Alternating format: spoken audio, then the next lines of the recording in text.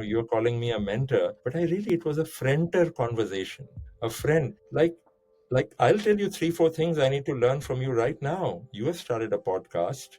You have a amazing community. I mean, these are things that I dream of. And I'm sure, there's a lot that I can learn from you. And therefore, when we come to a place of vulnerability, the word vulnerable has the word learn hidden inside it, right? And then the word ability also. The rarest thing in the human kingdom and the most precious thing is a true openness to learn, yeah?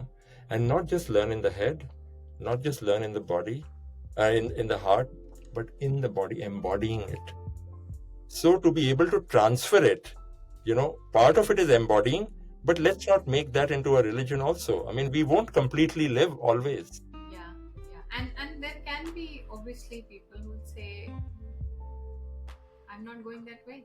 Yeah, and that's okay. That's okay. Even if I feel my painkiller is there, I'll not Yeah, go that way. I may not. There can be whatever. Actually, timing also, right? Learning. Timing, and how much do we have the capacity, Jaya, to sit with somebody in pain without trying to fix them, without trying to change them?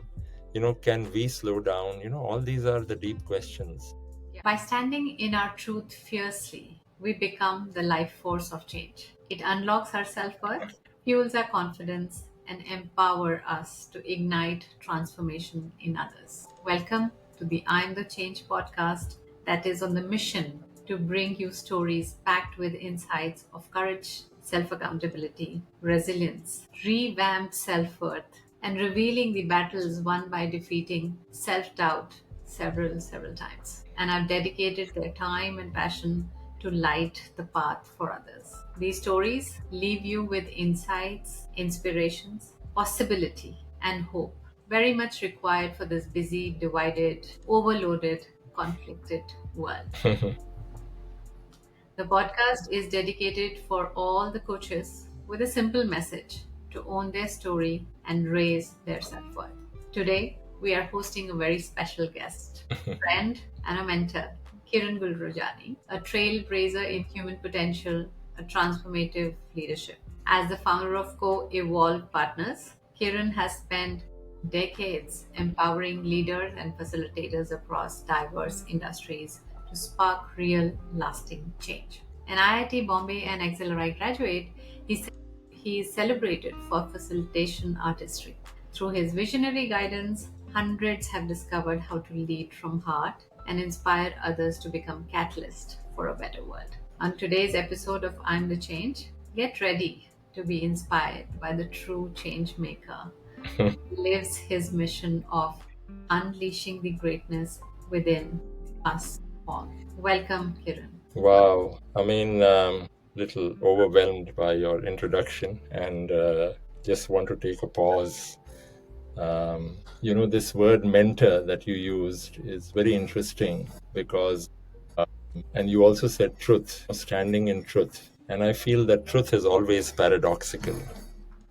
The Tao had informed my work for a long time, the Tao of Leadership, that book, and the whole, I used to do this Tao of Facilitation workshop, through which, hundreds of people have been through. And a friend introduced me to a word. I like to see the beauty of newly coined words. And I would say more than a mentor, I think you really put me on a pedestal by doing that.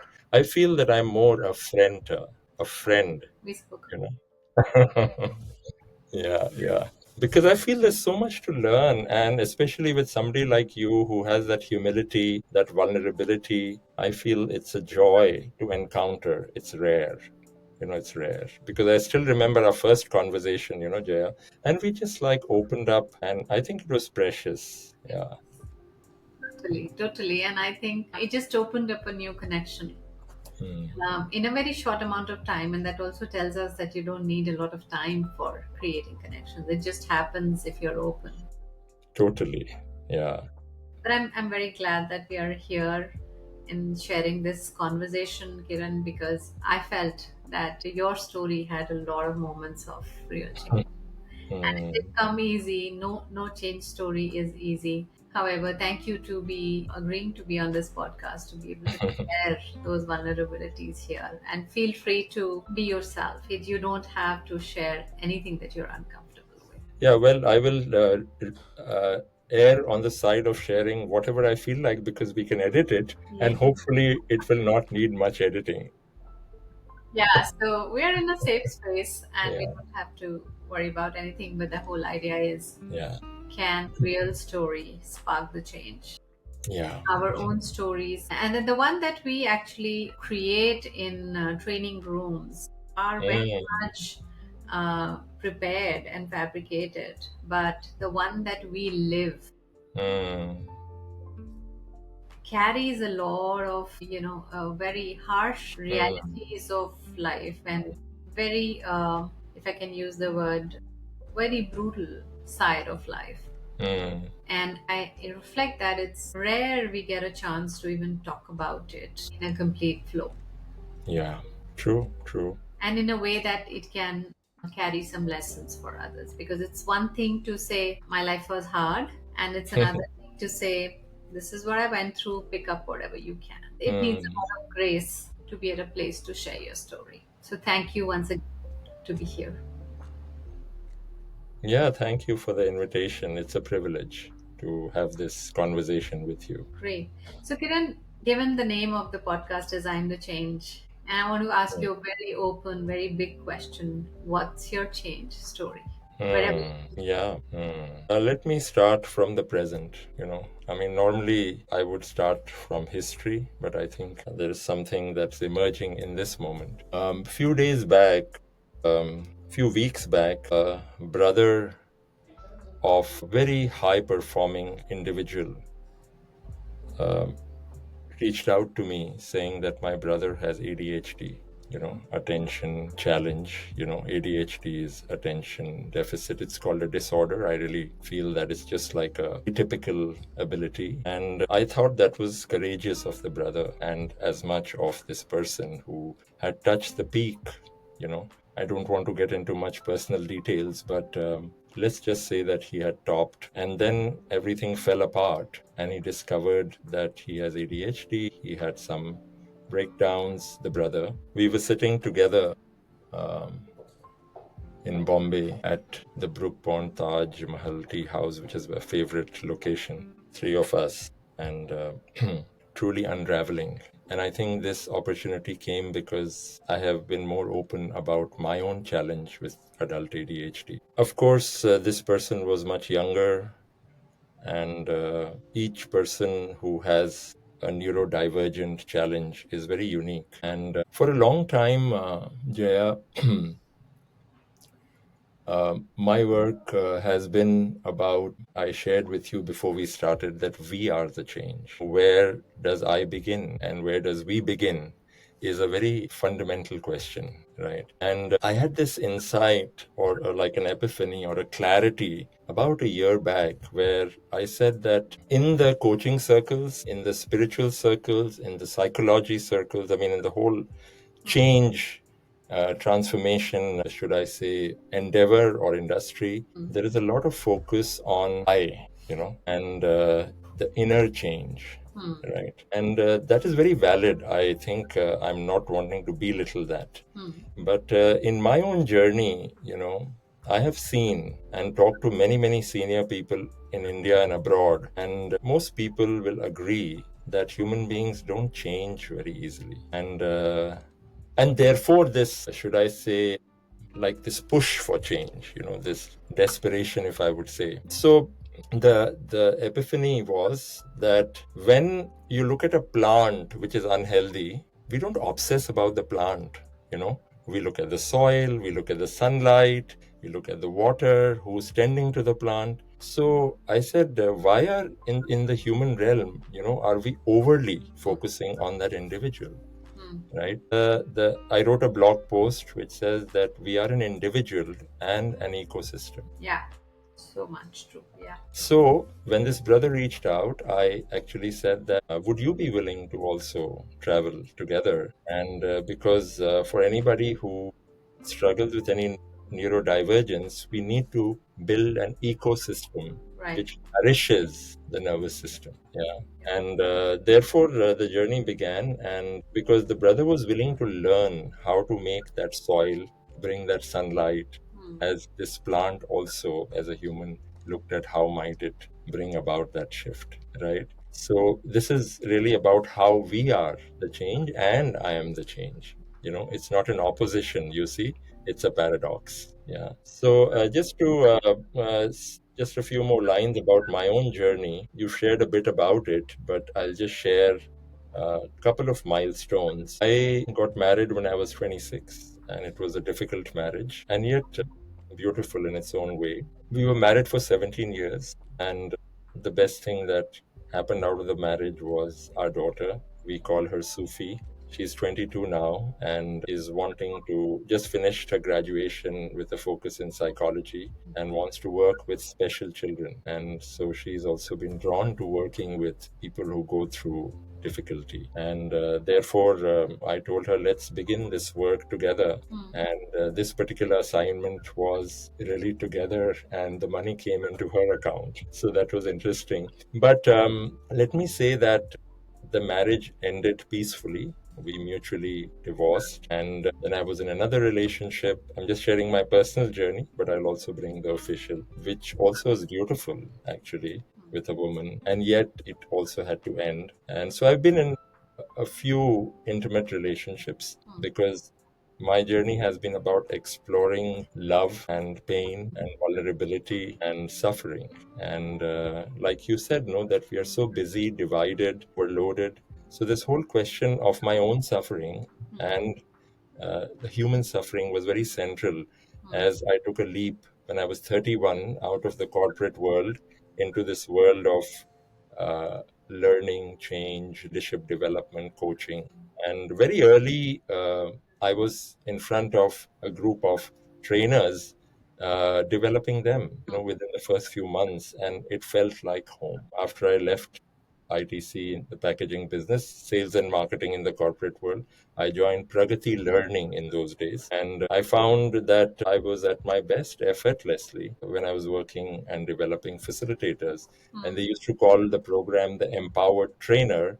I re-Christianed it as the Inspiring Facilitator. And one day, a dear friend, Krishna, who talks about it openly, which is why I'm sharing Krishna Iyer, after I had coached him to leave his work as a CEO, founder CEO, and take on to coaching, and that was his passion. He says, Kiran, if in one word I was to say what you bring to people, it is you inspire them.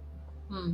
And I said, that's very interesting. I mean, yes, if now that you say it, but I hadn't seen it that way. And I feel that this whole word inspire is very interesting because I do see, I mean, in terms of our connection and how it happens also because at I would say the root of inspiring is the willingness to be vulnerable Hmm. and learn, and not be honest about areas which are sorted out Yeah. and Yeah. areas which are not. Yeah, that's a difficult part, right? Talking about things which are not sorted and they're messy and they're dirty and whatever.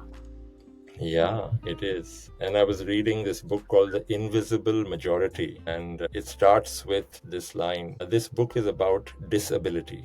And the second line is, which means this book is about all of us. I like that. Yeah. Yeah. You're Yeah.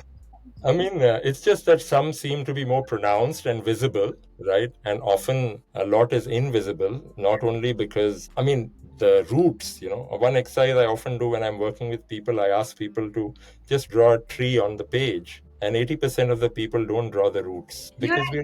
you're actually reminding me of what my father used to say. So I think I shared with you that my siblings are deaf and mute, Mm, and mm, the early vocabulary of deaf and mute used to be deaf and dumb.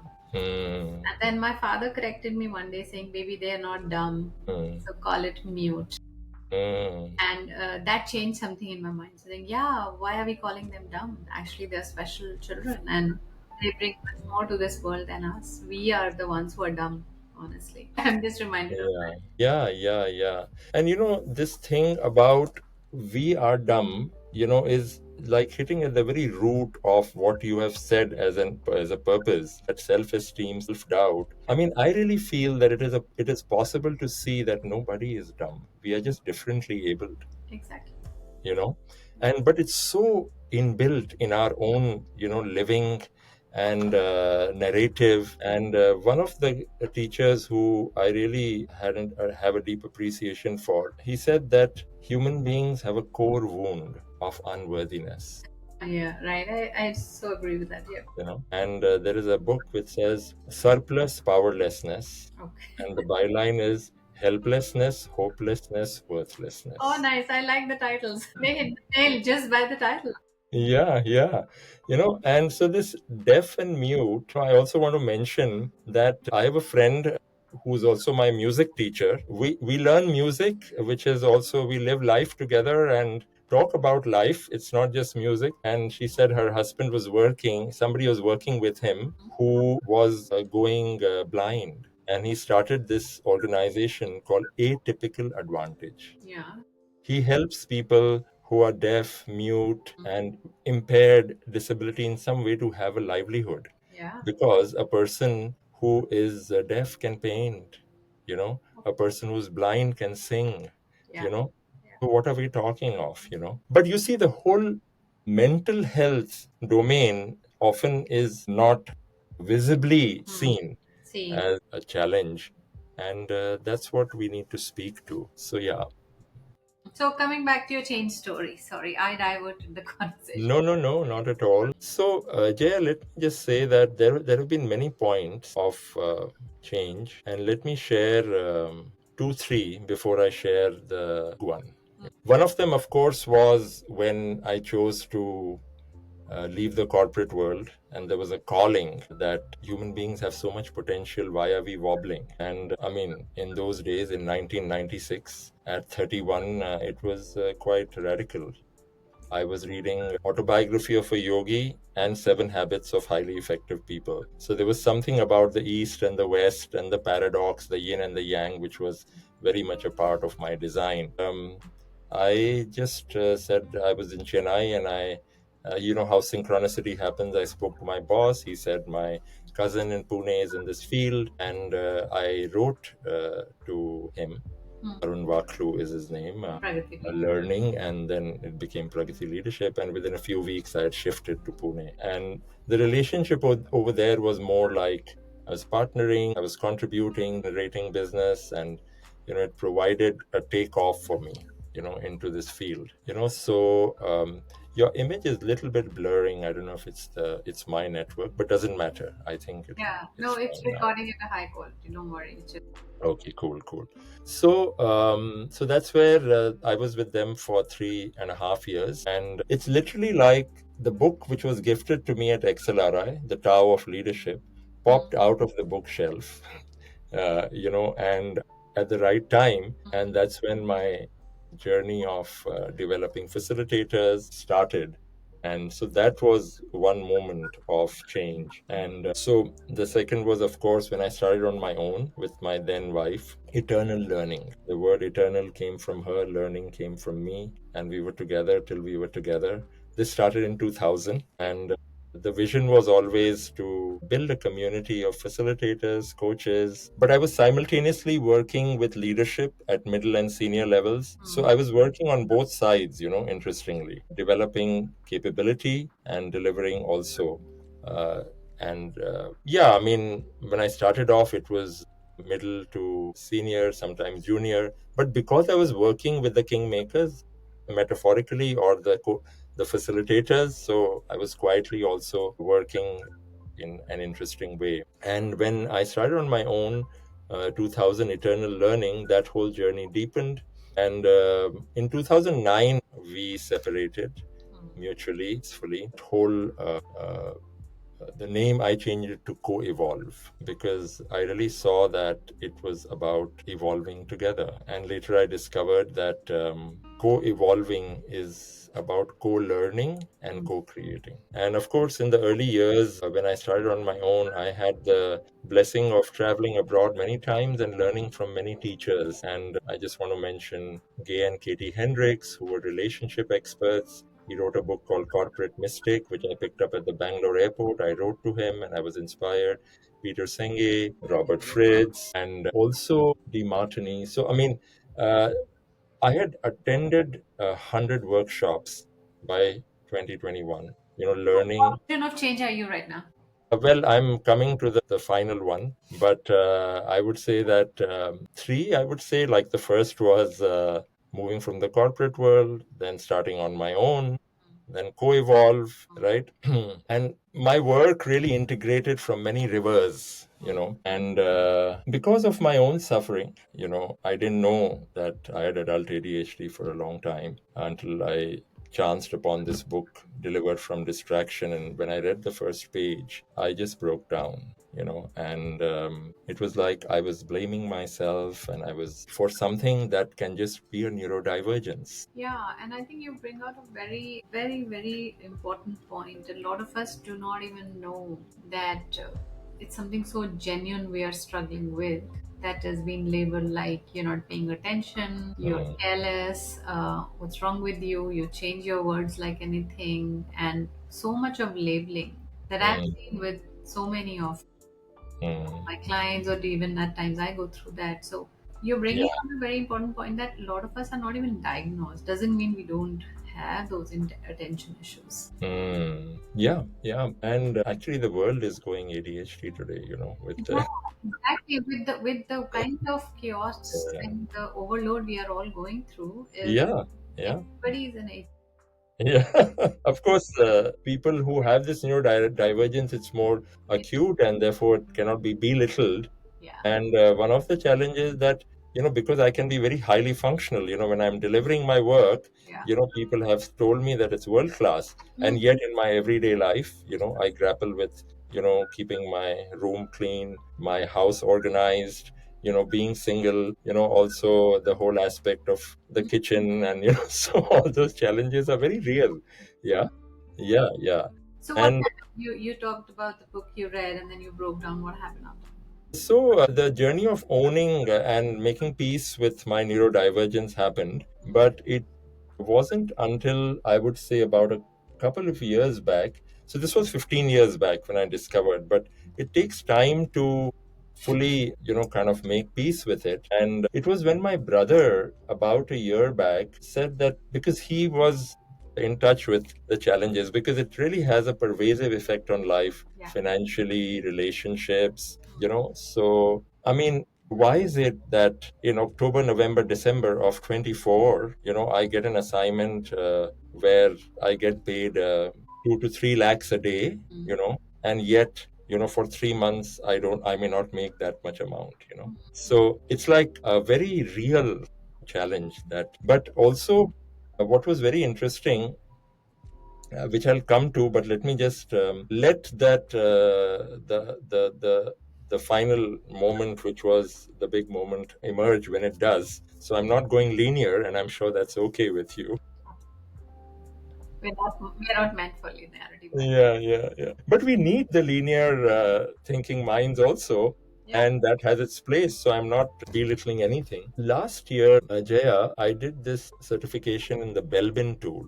I don't know if you're aware of it. And while I had known it, that uh, ADHD is an execution, they call it disability, and I don't hesitate to use that word, but it's preferred challenge. That there are these 9 roles, and we can perhaps put that up in the podcast. Mm. There are 3 roles which are more social, people oriented, 3 which are more thinking oriented, and 3 which are action oriented. And the beauty of that tool is they say that all of us have 3 preferred roles, 3 least preferred roles, and 3 manageable in between. And let's work from our strengths. And that's why we need to build a team. So it was a big missing piece in the jigsaw of Co Evolve, Mm. which also helped me to make even deeper peace with my neurodivergence. And by the time I had a business partner who was very good at implementation and at this other thing called monitor evaluator, which is discerning, prioritizing what is really the vital and the trivial. Along with that, I also did the Enneagram, and where also some combination of Enneagram 9 and 4 help me see that I may have a tendency to avoid conflict, and yet there's a rich depth in the four artistically. And so I'm able to see the nuances and all of that. So, anyway, the point is that a lot is coming together finally. But the moment that I really want to talk about, which was the most profound. But before that, I also want to say, Jaya, that one finally gets into the spiritual journey, because for the human to navigate suffering, that seems to be the ultimate, right? And so I had many masters and I went fairly deep. I would go to the Ramana ashram, and then there was Muji, and then I had Raji, who was in Pune. And for 7 years, I was week after week in satsang looking for this great thing called awakening, enlightenment, and which was promising to, you know, end suffering, end the seeking, and all of that. But thankfully, October 2021 came across an invitation workshop, a 3-day workshop, which was talking of God's freedom. God's freedom. God's freedom. And by then, I had done 100 workshops, and I had been there, done that. Jiddu Krishnamurti, Tao, Lao Tzu, Ramans Yogananda, long back, Muji. I mean, the works. So many. Yeah, matlab, another workshop. What will it do? And the interesting thing was, on the previous night, a very dear friend said, "Oh, nahi to aap bata do, nahi to wo seat." I mean, there are others waiting, and something made me take the plunge. And I went, and life has not been the same. This was a workshop which was conducted by Pradeep Mukherjee. This is the book now. The workshop is not there. And I would say that it revealed to me a truth that was beyond spirituality. Yeah, and what's that? It's really difficult to talk about it in this podcast, but let me share a little bit. Let me share what it did for me, and it particularly speaks to the self-esteem, self-doubt, because I used to be plagued with that despite some extraordinary achievements, like I've conducted workshops in Singapore and US and South Africa and also in India, and developed people who went on to become McKinsey facilitators. McKinsey hired me, and all kinds of extraordinary achievements, but there is an undercurrent of I'm not enough. Always. Yeah, I don't have enough. I mean, that seems to be like designed as a program in the human being. Yeah. Yeah. Yeah. And when that revelation happened Hmm. in the God's Freedom workshop, now that workshop is not there anymore. The essence is contained in this book, which I would highly recommend. I can send it to you. Do read it. Yeah. But that information is so radical and so unheard by humans that most will not be willing to digest. It's difficult to digest. Okay. Do you want to talk about a few of them? I'm getting curious. Give me one Yeah. example, or give me two examples. I'll take. Yeah. Let me share a little bit as it flows. Let me first say what it did for me. Okay. First of all, completely eliminated all self-blame, because I discovered that I was not to blame for my condition, and yet I had to take responsibility for it. Yet. Yeah. That's a very interesting paradox. Yeah. I Right? can't be blamed, but I have to take responsibility. Yeah. And even before I arrived into this workshop, and this is an important piece I want to share, and I still do this when I do my workshops or even in my coaching. Let me put it as a question, no, Jaya, that if you pick up a real challenge in your life, I'm bringing this into a little interactive format. Can you think of one challenge, a real in your life today? Yeah. Yeah. Okay. Now, in this challenge, you are involved, and then there are others, no? They, Yeah. right? Whoever they are. If you really look for this particular challenge, what percentage responsibility do you feel that it's your responsibility? And what percentage is they? And there could be many who are they, what would you say? I mean, large part of it is they. Exactly. So would you say it's like, I'm suffering because of yeah, something, right? So yeah. So you would say it is what, about 30, 20, 80? maybe 70, 30. 70 is they, Hmm? and 30 is I. Okay. Now, mostly human beings see responsibility in this way, which means that it is a pie that has to be divided. And when we divide responsibility, we are divided. When we divide responsibility, same or about. Right? So what I introduce people to is, can you shift the lens to 100-100? Okay. 100% blame and 100% response. No, 100% I'm responsible and 100% they are responsible. Okay, ठीक है. Okay, 100 So 100. blame goes out of the window. Or 50-50, you mean? No, it's different from 50-50. How? Because in 50-50, there's a back door to slip out from. See, it's like this, no, Jaya, that tasks can be divided, but owning something cannot be divided. Like, it is a reality in your life, and 100% doesn't mean you're blaming yourself. When you take 100% and you see they are responsible 100%, a third 100% opens up, Okay, interesting. which is the unknown. Which is the unknown. So we are shifting from blaming to claiming. Neither blaming myself nor blaming them. The third 100%, the doorway from blaming to claiming, is curiosity. I see it as a spectrum, right? Blaming and claiming. Claiming. Yeah, it is a spectrum, Yeah. but also whenever we are stuck, I would invite people to just stand in 100-100, for a while, because only when you stand in that, then the unknown door of curiosity, like, it's not getting solved, right? The door open, because you see, yeah, mostly we are only, seeing the tip of the iceberg. 90% is unknown, right? So the third 100% is about asking questions like, hey, what am I not seeing in this situation, right? Is there something that I'm not learning? Is there something that I need to inspire the others to see, right? Is there something that I'm not willing to feel into, right? And there is no blame in that, right? You are just in a sense of wonder. In a very innocent way. In an innocent way. Which is why my favorite line, Jaya, comes from Rumi: sell your cleverness, buy bewilderment. That's the struggle, right? Yeah, it is a struggle. It is. It's like you really have to surrender. Yeah. I would say surrender, perhaps. I always never say no, but because the word has depths, But what I would want to say, coming back to the big revelation, which you said to share some glimpses, and maybe we should have a longer conversation about that. When we met in Delhi, we came to a point where I was wanting to share about this, but this was the moment to share it, and I'm sure we will talk again. So with that layer of, I asked a close friend, Jaya, who was a grown-up person, is there suffering in your life? He said, Kiran, what suffering? So in denial of suffering, as most people are, right? After the first 5 minutes of denying, or rather spiritualizing, either we positivize, or we negativize, or we spiritualize.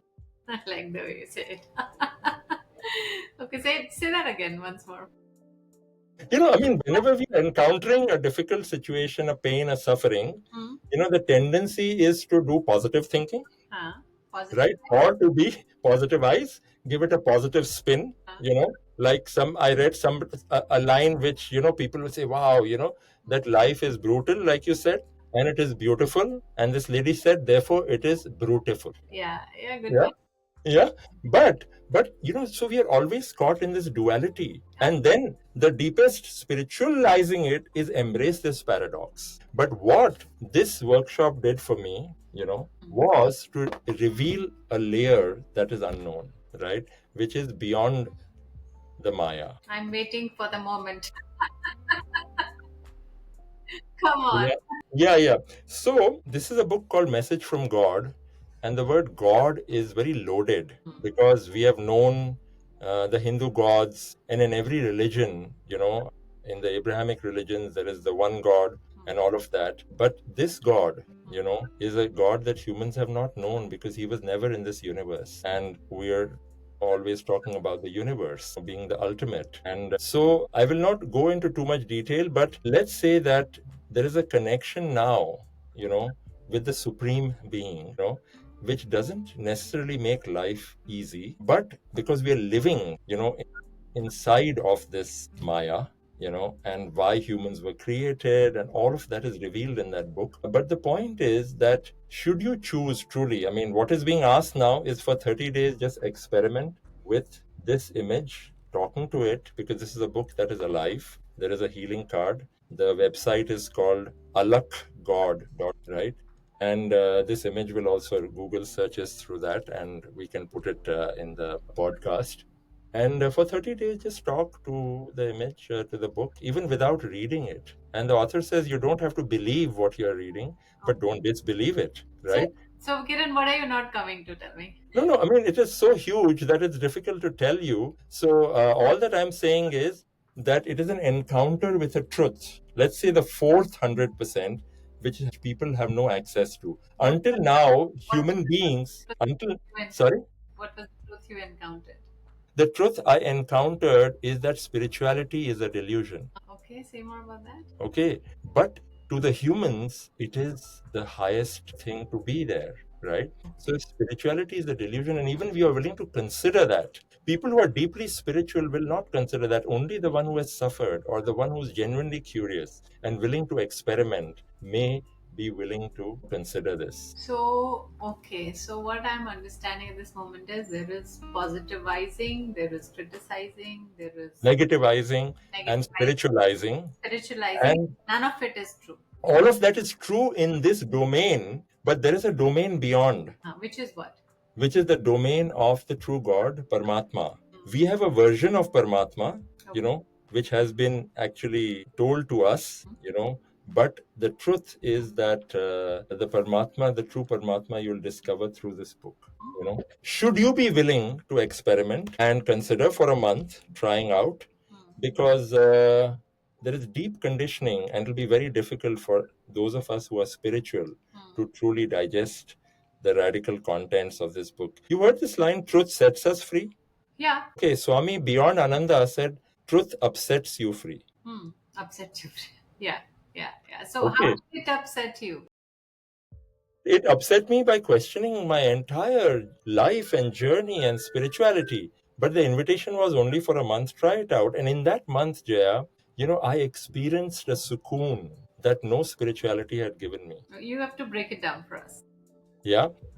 So it is like there are some simple releases, and you can even start trying, before you get the book. The book will hopefully, I mean, you can take it from the website, or I can send it to you. That whatever the suffering, if you could just say, like, I'm having a bad headache, may I have your grace, God.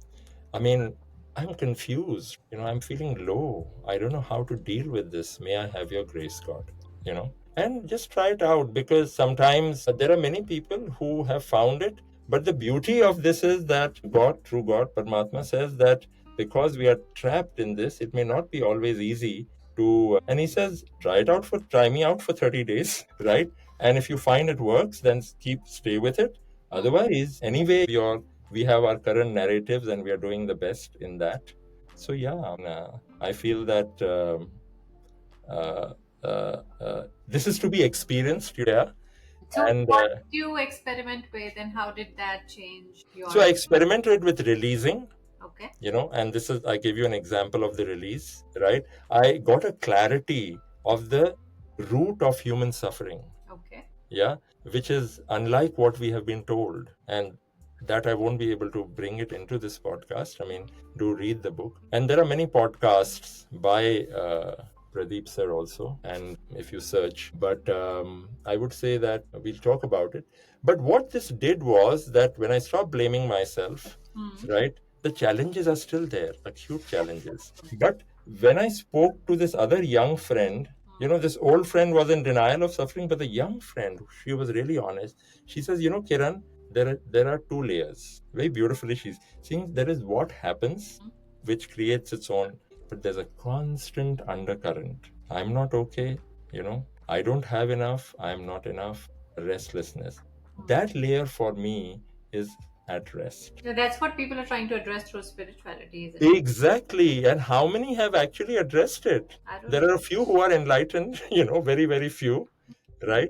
Maybe enlightenment may not be the destiny for a lot of Uh, us, but I think when nothing is in control, you think spirituality can give you at least put a balm on your pain, right? it is. It is a balm. And like the word blame contains the word balm.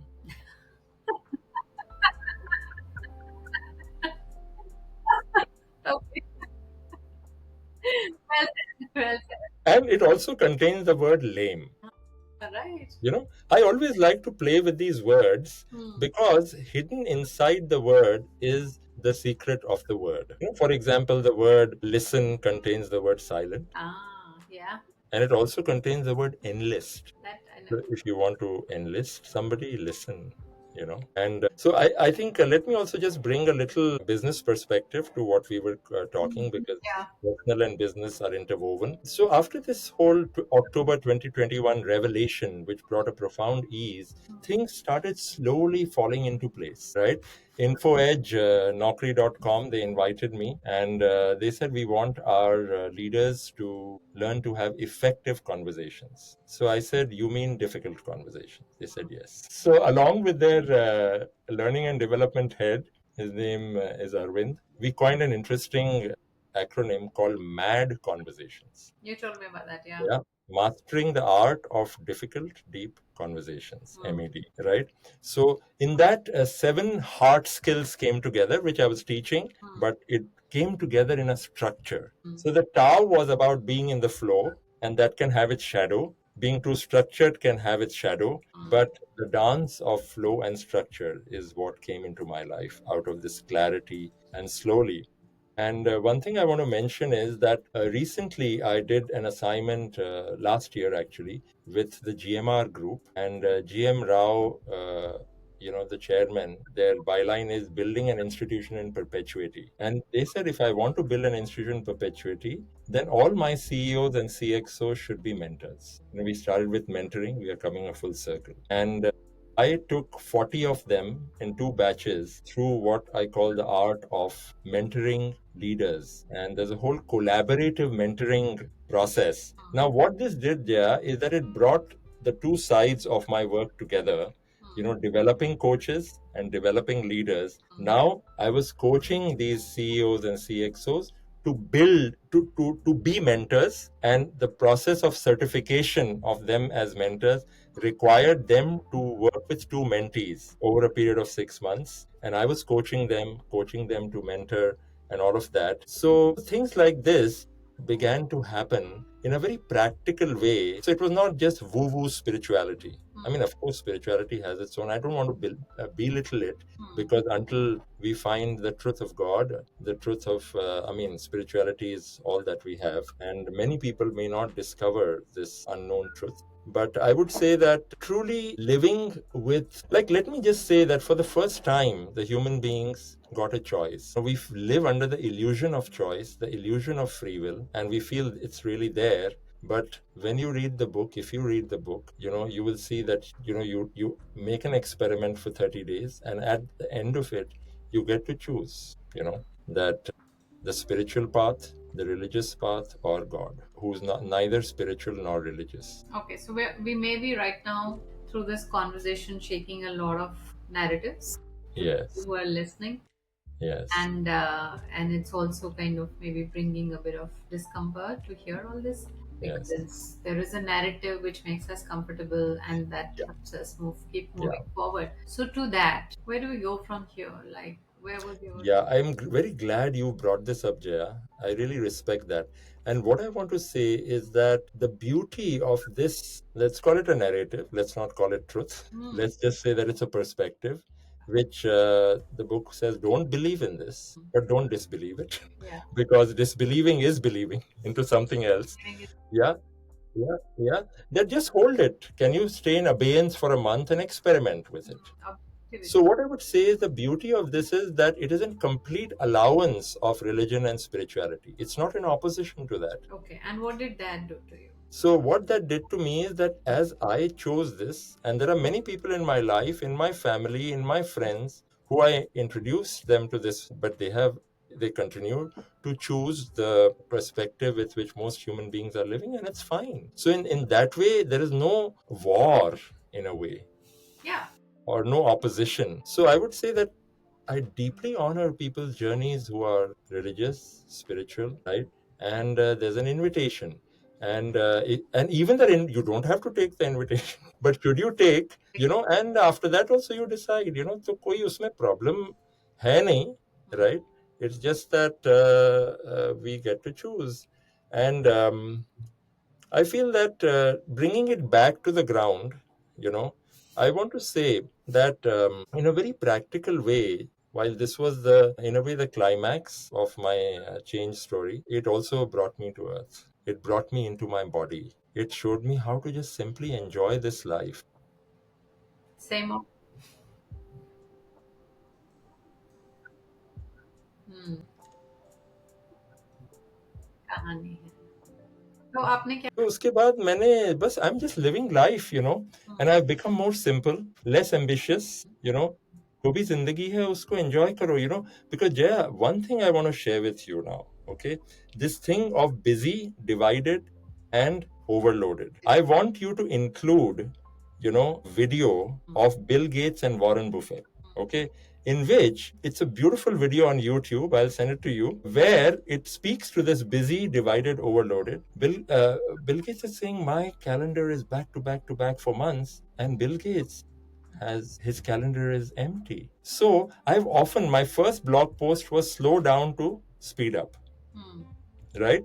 And there is a book now called Slow Productivity. I don't know, you might have heard of it. The same guy who's written Deep Work. And I think the practical invitation that I make in my work, which people enjoy the most, and I would like to share the 7 hard skills that I speak of, and we can put a visual is that human beings, as leaders, as coaches, as parents, as in any profession, ultimately it boils down, no, Jaya, to conversations, connections, and relationships. Right. Can we listen deeply? Can we speak authentically?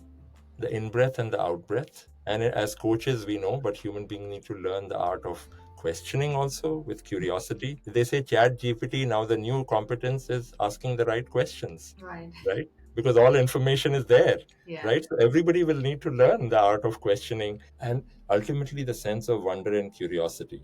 And then the fourth skill that I talk of, which came to me in a workshop as I was sitting, in the Taj Kutiram, and a very senior participant, I was developing facilitators, Ashish Rajpal of I Discover I.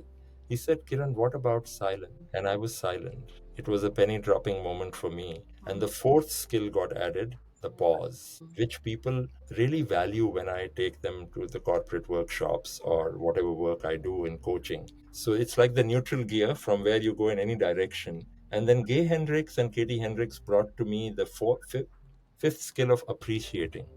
Because we are so focused on what's not working. Yeah. Right? That can we look at appreciation.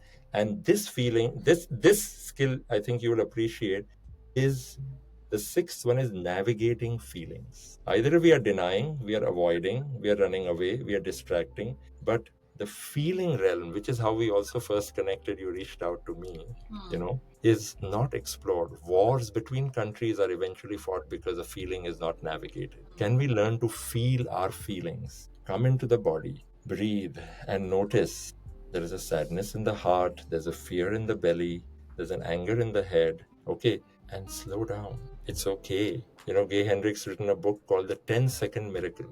Can we pause for 10 seconds and a lot opens up? And then the seventh skill I speak about is helicoptering.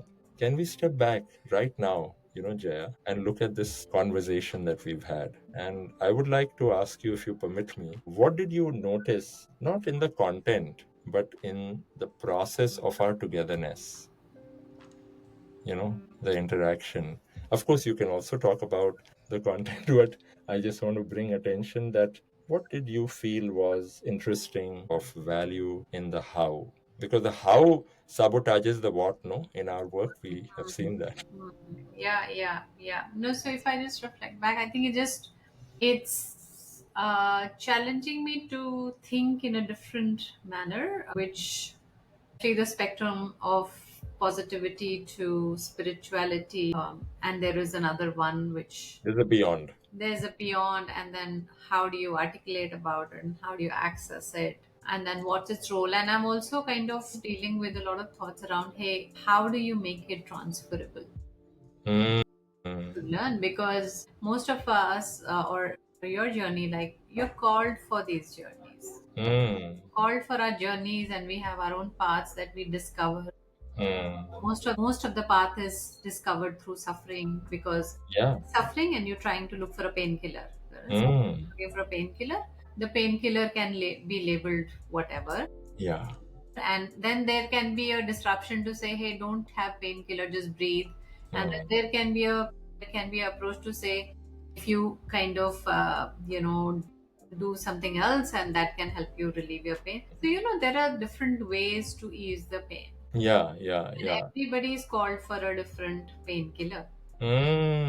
Exactly. And that's what I'm learning in this moment, that and if you have a pain, you'll look for a painkiller. Yeah, If you don't yeah, have a pain, you'll not look for it. yeah, yeah, exactly. Can there be a clarity about the very origin of pain and suffering? And this thing which you said, I would just want to add towards the end, if I could say the most profound insight which I'm living, which connected us, that is there a way, even when I'm meeting as a coach, somebody who is a learner, for me to learn from that person? I mean, theoretically we teach that, but Yeah. we don't. And in that process, no, Jaya, I don't know if we go back to our meeting in that hotel, there was something that I felt I took away and learned from you. You're calling me a mentor, but it was a friender conversation. A friend. Like I'll tell you three, four things I need to learn from you right now. You have started a podcast. You have a amazing community. I mean, these are things that I dream of, and I'm sure there's a lot that I can learn from you. And therefore, when we come to a place of vulnerability, the word vulnerable has the word learn hidden inside it, Mm, right? And then the word ability also. The rarest thing in the human kingdom and the most precious thing is a true openness to learn. Yeah. And not just learn in the head, not just learn in the body, in the heart, but in the body, embodying it. So to be able to transfer it, part of it is embodying, but let's not make that into a religion also. I mean, we won't completely live always. yeah, yeah, and there can be obviously people who will say, I'm not going that way, Yeah. and And that's okay. that's okay. Even if I feel my painkiller is there, I'll not Yeah. go that way. There can I be not. denial, there can be whatever. Actually, Mm. timing also, right? Learning Timing, and how much do we have the capacity, Jaya, to sit with somebody in pain without trying to fix them, without trying to change them? Can we slow down? All these are the deep questions Yeah. that So we. then I'm coming back to my thought on, with so many moments of real change, what are some of the myths that Mm, people think about change? Like change is hard is definitely very famous mm, one, and I think it is oversold because it benefited some industries. But mm. what are some of the myths you would like to call out from your own journey? That's a very beautiful question, Jaya. I would say the first myth is that I alone can create the change. That's a first myth. Okay, that Okay. I'm the owner of the change. Yeah, when I say it's a myth, there is a truth in it. So I'm not rejecting it, but Right. there's a larger truth. Like I started with saying that I and you and we are an ecosystem. Correct. So change is always an emergent thing. And it's a collaboration with the Collaboration, exactly. And collaborating not only with other people, but when I'm talking of the ecosystem, what's my relationship with my body, with the near and dear, with work, with home, with money? with my environment, with my Yeah. context, basically. Yeah, Yeah. My context and also some specific things like money, for example. yeah, Many people are busy because their relationship with money is with ambition, with what is truly essential in my life. How correct. much am I giving up, for buying something else? So I would say, yeah, the truth is change is emergent, Hmm. and it's not just I. And the myth is that I am the owner of the change, which is Yeah, also sold to us, right? yeah, exactly. You are the owner of your life and your change. It's also sold Exactly, to us. exactly. And so I must own it, right? And at the same time hold it lightly to see how can I bring in other resources, partners, fellow travelers. So it's a dichotomy in a way. It is. I would say it's a paradox. It's a paradox that it is, yes, I need to be the owner of the change, but yet Yeah, the change doesn't take place alone, and it alone. needs a collaboration from the Right, environment and the context. right, What's right. the second myth? The second myth is that change can happen out of being powerful. Say more. Okay, which means this whole thing called power, and force. You've heard of this book, Power versus I Force, love right? that book. It has Yeah, really influenced me. yeah. That true power is like gravity. It doesn't do anything, it doesn't push. Because when I encounter resistance, it means that I'm pushing. Yeah, yeah. Yeah. What you resist persists. Yeah. Yeah. And so, therefore, wherever I'm finding resistance from inside me or outside me, I just need to relax and rest in that resistance and unpack that rather than quick fixing and problem solving that. So the myth is that change happens in a powerful state. No, change happens out of forcing it, applying my power, powering through it. So okay. So Yeah. control change is what you're saying. Control. Yeah. Through control. Exactly. Change is controllable is a myth. Yeah, is controllable. So the true change you get to own with humility and simplicity that I have to do everything that I can, Hmm. right? Knowing that it's not fully in my control, Hmm. you know, right? Yeah, So yeah. that's a second myth. What's any other myth you can? I would say that I would like to actually, more than myth, I would like to say that if we could all discover the possibility of and see ourselves as an ecosystem and truly pay attention, there is a questionnaire I've designed about these 11 relationships, like relationship with money, so in that, what is my relationship with learning? Hmm. What are these vital relationships with my body, with money, with time? How am I relating? So if I start looking at these elements, which for me as a plant are my soil, is my sunlight, is the water, then change can happen more gracefully. So it's about seeing what can bring grace. And I feel that allowing rather than leaning towards allowing and noticing rather than orchestrating. So so change can bring grace, or even grace brings change. Grace, can you not force and bring grace and more observation, awareness, rather than trying to apply some tools and techniques which have a place and please apply. Which has a But which has a place. I'm not belittling anything, but stand in awareness, watch, periodically step back, pause, rather than just being on that robotic treadmill, you Hmm. know. So I often tell people, can you take a 5-minute vacation in the day? Like 10 seconds break. Yeah, yeah. So then the mind cannot fool itself and say कि नहीं 5 minute नहीं मिलता है. Right? What I have also started doing recently is that some very vital friends or clients, I said, let's talk for 5-10 minutes every day for a week and Hmm. let's get the momentum, Hmm. built, and something happens. Yeah, yeah. That time is non-linear, and I do these laser coaching sessions of 15 minutes. Hmm. A lot can happen in 15 minutes. Absolutely. I think so. Time itself is a myth. In fact, Yeah, change, in the connection of change and time is yeah, also a lot of conversation can happen there. So, yeah, yeah. Kiran, you have spoken about a lot of resources during this conversation. There were books, there were podcasts. What are some of the prominent ones, along with the Mm, one that you have showed multiple times about mm, from the what are the ones you would like to share with coaches yeah, who are listening yeah. to this podcast?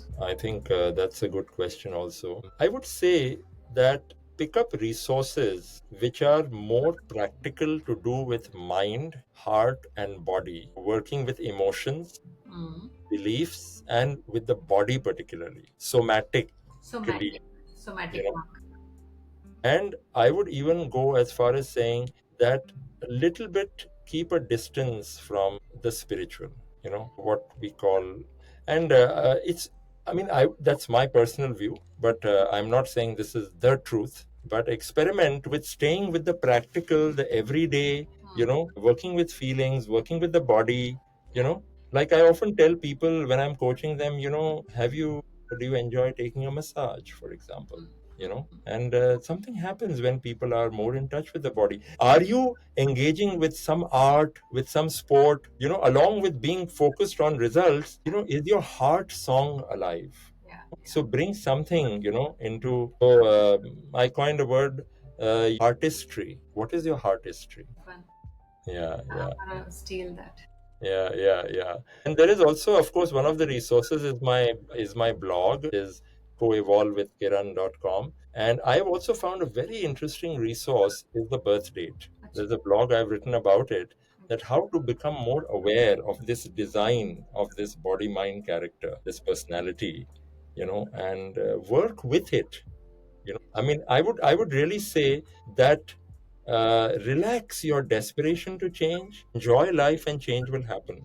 Can you start enjoying the five senses Going back, more? you can't push the change. You can't Yeah, force yeah, yeah, yeah, yeah.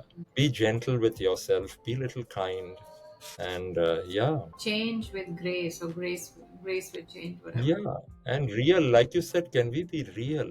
The other thing is not positivizing, not negativizing, not spiritualizing, realizing. That's why realization is Yeah, real. yeah, yeah. Realization. Being real, you know. Interesting, Kiran. This is so wonderful, and I'm learning so many things at this moment. Thank you. Is there something else you can tell us about your Hmm. journey that has really impacted? Hmm. One thing I want to really appreciate in this moment is the spaciousness. It's past one, and I know you have commitments. I mean, I always keep a buffer. So I just want to be grateful for that spaciousness that you bring, Jaya. And I really feel that we must not let it rest at just this podcast. There's a lot that, I mean, I had felt that, but somewhere we connect. But what else I would like to say is that, I want to bring in Raj Sisodia here, who wrote this book on conscious capitalism. And he speaks of, he did a study, of organizations in the US, which were loved by all their stakeholders. And he coined an acronym called SPICE: society, partners, investors, customers, employees, and environment. And he's saying these organizations, and he, shortlisted about 30 odd, and then he studied their performance over 15 years, and he compared them with S&P 500, and he found that the performance was X. And he wrote a book called Firms of Endearment. Why I mention this is that he talks of a multi-stakeholder orientation, and that's the whole ecosystem thing. So I would invite people and organizations to, pick up this thing. And over there, the point I'm trying to make is that how might you collaborate, and the interesting thing that I told him that he didn't include in his work, which I want to say here, is that please make family as one of your stakeholders. This line is my favorite, Jaya. The last thing we know is what to put first. I mean, I share this sitting with these group of senior leaders, and people are like, and then I pause, and something strikes a chord. But to make it very real, I ask people to, how many of you in the circle feel that you should focus more on your health? And 80% of the hands always go up. Yeah, and how many Yeah. of you are actually giving time? Yeah, yeah. So how might you really attend to the family, your source, Yeah, yeah, of course. And that brings me also to really respecting and honoring women, and the feminine inside us, Inside us. you know. Nurturance piece. Yeah, yeah, yeah. Just the space of openness, of possibility, of gentleness. And so I feel that that would really be something that I would like to share, with your viewers, Yeah. that attend to that which is the heart. Yeah. Because That's what is considered weakness. exactly. That's how somebody taught us that, don't bring emotions to Yeah, office. Don't be slow, because the moment for nurturance you need time. For yeah, nurturance you need pace. For gentleness, for kindness you need mindfulness. So all that mm, comes with feminine yeah, energy, which is available in all of us, but we yeah, want to shut it down to say, hey, exactly. And because I often ask people that, hey, why is there a gap between knowing and doing? Because the knowing is happening in the mind, the doing is happening in the body, and what connects the two is the heart. And the heart of the problem is the problem of the heart. Out of the problem is the problem. I like these one-liners. Really, really interesting. Yeah, yeah. But I think it's good to start winding up, no? Yeah, Yeah. yeah, yeah. It's nice. I mean, yeah, yeah. And I just like feel there is, I just want to bring attention to one thing from the helicopter view, you know, from looking at this hot podcast from the eyes of awareness, not the physical eyes, that can you see that this itself was a jugalbandi, Yeah, right, right. right? Your openness, receptivity, the questions, Hmm. in the way you listened, opened up for me to share what I share. Thank you. Thank you. Yeah. Yeah. I really enjoyed this conversation, Kiran. There is a last question on rapid fire. Are you up for that? I'm up for it. Okay, so it's like that game which is there in the Hmm. movie that I'll say one word and you say what is the resonance of that word for you, Mhm. right? And I'm gonna go random. I had some words which were common and you have really shared your resonance on those already. So let me go more random here and I'll make it up here and let's see how Spontaneous, this spontaneous. spontaneity and this Mm. jugalbandi goes away from go along with. So my first word is nature, Naked, cloud, white, happiness, delusion, freedom, truth, freedom, freedom, real, realism, difficult. difficulty. Yeah, real is difficult. And what Freedom, is difficult? difficult. The word that comes when you say difficult is enter. What do you mean? Enter. Enter, enter, Enter into it. enter into it. So Yeah. enter. What does Yeah. enter mean to you? Gentle. Be gentle with entering. What is kind to you? Not Kind is slowing down, you know, to meet the moment, to stand on the edge of someone's vulnerability without intruding or avoiding. Standing there, you are helpless, like the other. what is vulnerability for you? Fully being in this moment with you as me, loving you as we are together. Interesting. Thank you. Yeah. This was this.